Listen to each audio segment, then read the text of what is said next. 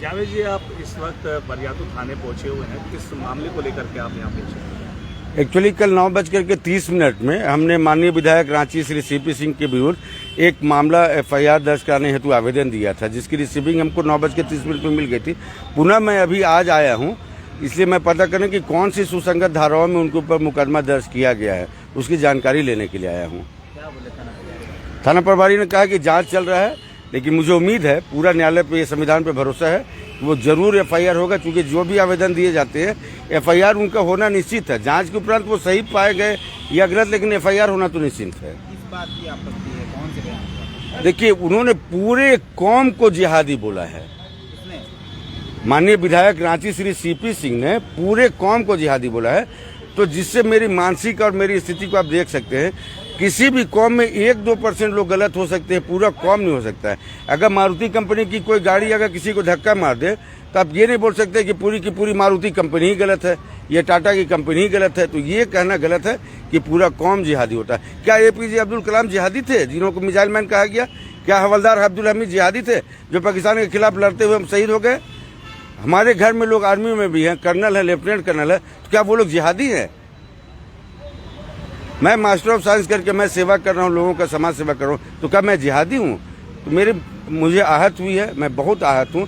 इसलिए धर्म के प्रति उन्होंने जो हिंदू मुस्लिम सौहार्द को बिगाड़ने का प्रयास किया है, उसके खिलाफ मैंने यहाँ पे एक आवेदन दिया है। आखिर ये एफआईआर किए हैं आप उसको जिहादी बोलकर, कहीं ना कहीं देखा जाए वक्फ बिल को लेकर लगातार विरोध कर रहे हैं आप लोग, क्या कहिएगा? देखिए, वक्फ बिल एक बहुत बड़ा मैटर है। वक्फ के मीनिंग जो होता है ना, वो दान के हैं। वक्फ करना, दान करना। जैसे मेरी संपत्ति, आप बहुत अच्छा सवाल किए क्रामा।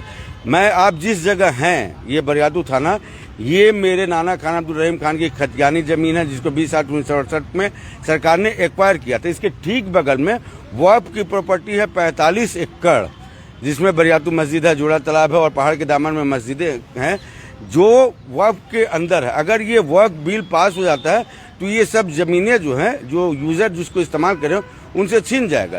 तो ये तो मेरा धार्मिक और आंतरिक मामला है, जो संविधान ने ही मुझे अधिकार दिया है कि हर समुदाय को, हर धर्म को अपने अपने धर्म की हिफाजत करना। मोदी जी बोल रहे हैं जो पंचर बनाते हैं उसके लिए रोजगार देंगे, फैसिलिटी देंगे, तो आप लोग नाराज क्यों हैं? नहीं, ऐसा नहीं है। मोदी जी के बातों से नाराज नहीं है, क्योंकि वो खुद चाय वाले हैं, इसलिए पंचर वाले के बारे में बात कर रहे हैं। जो जितना पढ़े लिखे हो, तो मैं तो ही बताया ना, मैं एग्जांपल देता हूँ हमेशा हायर लेवल से। Missile man, I am master of science in geology 97, I have done MSc। तो इसके लिए नहीं बात करता, अच्छे लोगों के बारे में बात कीजिए। हिंदुस्तान में विकास हो रहा है, जिसमें आपत्ति है आप लोग को? विकास हो नहीं रहा, विनाश हो रहा है। जिस बोहरा समाज के बारे में बोले, या जिस बोहरा समाज के साथ वो मीटिंग किए, जो बोहरा समाज हिंदू मुस्लिम कौम में सबसे रिचेस्ट कौम है, उस बोहरा समाज के बारे में नोट अ सिंगल लाइन, एक लाइन भी उस वक्त प्रॉपर्टी में नहीं है। पासमानदा को पिछड़ा बताते हैं आप लोग। पासमानदा को रोजगार मिल रहा है, फैसिलिटी मिल रहा है। पासमानदा को ऑलरेडी रोजगार है। जितने भी हिंदुस्तान में वक्फ कमेटियां हैं ना, आप उसमें 8-8, 7-7, मतलब 70% ऑफ द मेंबर्स वो पासमानदा ही होते हैं। आप रांची में एग्जाम्पल ले, शमशेर आलम से लेकर के, वक्फ बोर्ड से लेकर के सारे मेंबर वो पासमानदा समाज से ही आते हैं।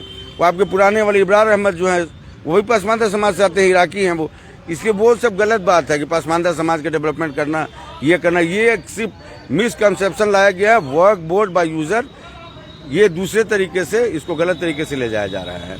अपना परिचय बताइएगा। मैं जावेद अख्तर, पूर्व पार्षद, बरियातू, रांची नगर निगम।